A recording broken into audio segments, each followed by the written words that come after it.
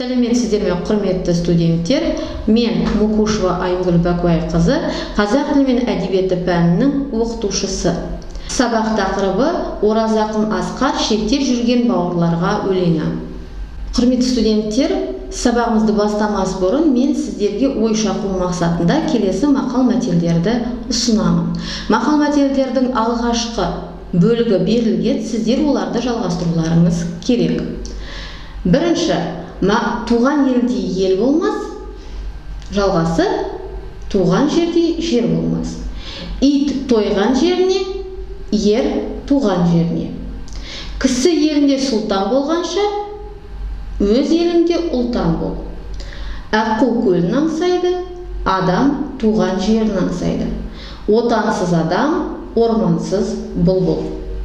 Мақал-мәтелдерден түсінгендеріңіздей, бүгін тақырып бізде шетте жүрген бауырларға арналған, шетте жүрген бауырларға өлеңі. Сабақтың мақсаты автор бейнесінің шығармадағы белгілі бір оқиғадағы көрінісін анықтау және көркем шығармада көтерілген мәселелерге талдау жасау арқылы шығармашылықпен жұмыс. Әңгіме, өлең, әдеби және еркін тақырыптарға шығарма жазу.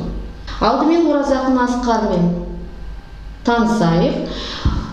Ораза ақын Асқар ақын, Қазақстан Жазушылар одағы басқармасының мүшесі, халықаралық Алаш сыйлығының лауреаты.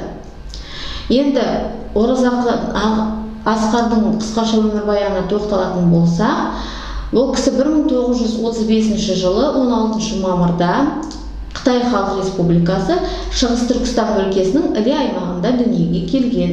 Мүкей Қаратас деген жерде кіндік қаны тамған.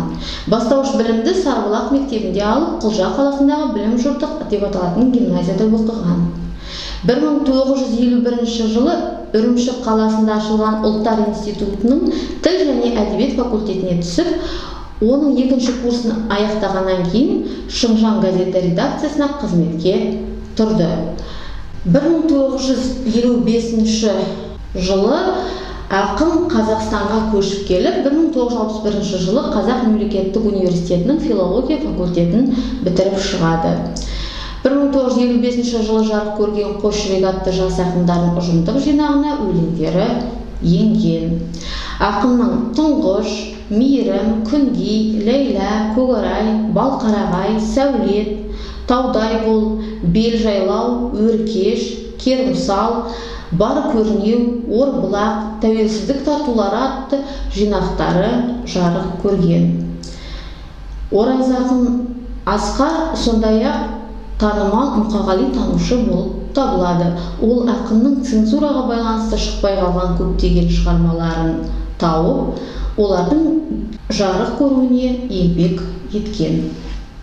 Ақын КСР ғылым академиясының Шоқан Уәлиханов атындағы тарих, этнография және археология институтында кіші ғылыми қызметкер қызметін атқарған. Қазақстан Жазушылар одағының көркем әдебиетінің насихаттау бюросында нұсқаушы, республикалық кітап палатасында білім меңгерушісі, Жалын баспасындағы редактор сынды қызметтерді атқарған. Қазақтың қара өлеңін жинап, 2 томын бастырды. Балауса баспасында әдеби мұра бағдарламасына орай әлем балалар әдебиетінің қазақ тіліндегі 50 томдығын шығару жұмысына атсалысты. Яғни Ораза ақын Асқар балалар әдебиетіне де өз үлесін қосқан. Осымен Ораза ақын Асқардың өмірбаянына қысқаша тоқталдық. Толық ақпаратты алу үшін сіздер оқулықта берілген материалмен өздігінен танысасыздар. Ал енді алған білімдеріңізді тексеру мақсатында бірнеше дұрыс жауабы бар тест тапсырмасын ұсынамын. Бірінші сұрақ: Ораза ақын Асқар кім болған? А. Ақын, Б. Оқытушы, С. Ұлы Отан соғысының ардагері, Д. Күйші, Е. Жырау, Ф. Суретші, Ж. Алаш сыйлығының лауреаты және H. Жыршы. Келесі сұрақ: Ораза ақын Асқар қайда жұмыс істеген? А. Қазақстан Жазушылар кәсіподағында, Б. Қазақ ұлттық университетінде, С. Қазақстан Жазушылар одағында, Д. Жалын баспасында, Е. Шоқан Уәлиханов атындағы тарих, этнография және археология институтында, Ф. Абай атындағы педагогикалық институтында, Ж. Алматы драма театрында және H. тек шығармашылықпен айналысқан. Және соңғы үшінші сұрақ, Оразақын Асқардың жинақтарын ата. А. Қазақстан, Б. Балауса, С. Орбұлақ, Д. Көк шалғын, Е. Мейірім, F. Атамекен атажұрт, G. Өркеш және H. Тәуелсіздік тартулары. Жақсы, сонымен Оразақын Асқардың өмірбаяны қысқаша шолу осымен аяқталды. Сіздерге қазір талқылау сұрақтары ұсынылады. Бірінші, Оразақын Асқардың атажұрты Қазақстанға оралу оның шығармашылығына қалай әсер етті? Өз пікірлеріңізбен бөлісесіздер. Оразақын Асқардың бүгін біз қарастыратын өлеңін мен оның өмірбаянын байланыстыра қарастыруларыңызға болады.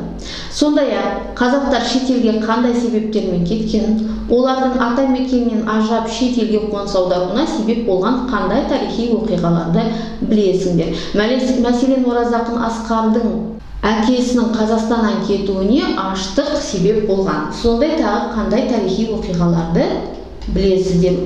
Өз пікірлеріңізді жазыңыздар. Ал бүгін біз ақынның шетте жүрген бауырластарға өлеңімен танысамыз. Өлеңмен таныспас бұрын өлеңді қысқаша мәнерлеп оқимыз. Шетелге кетсеңдер де бауыр басып, құтты орын тепсеңдер де ауырласып, ата жұрт шақырады тұқымым деп құшағын байтақ дала тауында ашып, бөленіп онда бәрін байлық баққа, тіпті ие болсаңдар да атақ даңққа, бірге ұрпақ барсын жарқын болашаққа, бұрындар көшті атамекен жаққа. Қазағым жетті желгі арманыңа, жағдайдың қарамаңдар бар жоғына, ілінбеу үшін елдік бірлік керек, ешқашан енді ешкімнің қармағына.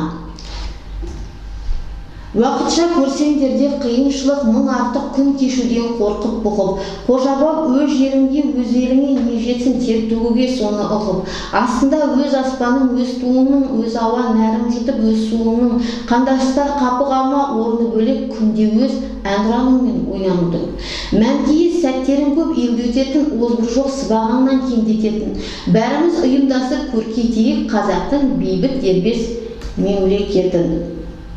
Так, енді сіздерге өлеңнің идеясын, яғни ақынның өлеңде қандай ой айтқысы келгенін түсіндіру мақсатында келесі тірек сөздер ұсынылады. Яғни сіздер осы тірек сөздер негізінде өлеңнің идеясын түсіндірулеріңіз керек. Тірек сөздер: атамекенге оралу, қандастар, бауырлар, тұқым, жағдайдың бар жоғына қарамау, дербес бейбіт қазақ мемлекеті, әнұранмен ояну, үндеу, өлең. Пікір алмасу кезеңі. Бұл кезеңде сіздер өз пікірлеріңізді білдіресіздер. Оразақын Асқардың өмірбаяны мен шетте жүрген бауырларға өлеңдер арасында параллель жүргізіңдер. Ақынның ата жұртына оралуы, оның туған жерінде атқан істері мен өлеңде айтқан ойлар арасында қандай байланыс бар? Өлеңде ақынның қандай бейнесі көрінеді? Осыны анықтау мақсатында мен сіздерге кестені толтыруды ұсынамын. Көріп тұрсыздар, кестенің бірінші бағанында авторға тән қасиет, ал екінші өлеңнен оған дәлел болатын жолдарды жазасыздар. Өлең бұл тапсырманың дескрипторы, яғни шығарманы оқып түсінеді, автор бейнесін аша алады, автор бейнесіне өлеңнен дәлел келтіре алады. Енді сіздерге қазір қосымша ақпарат беріледі. Яғни 1991 жылдан 2000 жылға дейінгі кезеңде Қазақстанға жалпы саны 176 мың адам болатын 41 мың отбасы оралды. Оның ішінде 63,5 мың қазақ Монғолиядан, 4,8 мың қазақ Ираннан және 2,4 мың қазақ Түркиядан, ТМД елдерінен 103 мың адам оралды. Енді осы берілген қосымша ақпарат, сондай-ақ жаңағы ақынның шетте жүрген бауырластарға өлеңі негізінде сіздерге шағын эссе жазу ұсынылады. яғни көркем шығармада көтерілген мәселе бойынша эссе жазу. Ұсынылатын тақырып бағыттар, яғни сіздер осы шығармашылық жұмыста келесі тақырыптарды көтерулеріңізге болады. Бірінші, отанға деген махаббат, туған елге қызмет ету, қазақ ұлтының имиджіне жұмыс жасау, ұлттық болмыс пен құндылықтарды сақтау, немесе басқа өзіндік пікірлеріңіз, немесе өзіндік ойларыңыз болса, әрине ұсынуларыңызға болады. Шығармашылық жұмысқа қойылатын дескрипторлар бұл шығармада көтерілген мәселені анықтайды, мәселеге қатысты жауабын шығармашылықпен жеткізеді, шығармашылық жұмысты жазу барысында әдеби тіл нормалары мен орфографиялық ережелерді сақтайды. Осымен сабағымыз аяқталды. Рефлексия кезеңі 3-2-1 стратегиясы бойынша жүргізіледі, яғни сіздер маған бүгінгі сабақтан алған 3 маңызды ақпаратты, бүгінгі сабақта қиындық тудырған 2 жағдайды және бүгінгі сабақтан алған бір іс-әрекетті көрсетесіздер.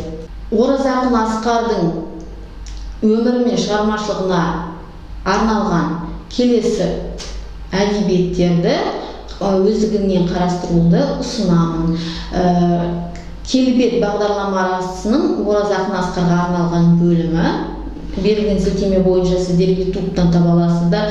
Сондай-ақ 10-шы сыныптың оқулығы мен оқу құралында қосымша ақпараттар алуларыңызға болады.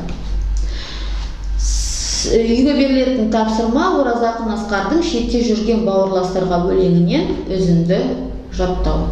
Құрметті студенттер, осымен біздің сабағымыз аяқталды. Назарларыңызға рахмет. Орындалған тапсырмаларды өзімнің мекенжайымнан күтемін. Сау болыңыздар.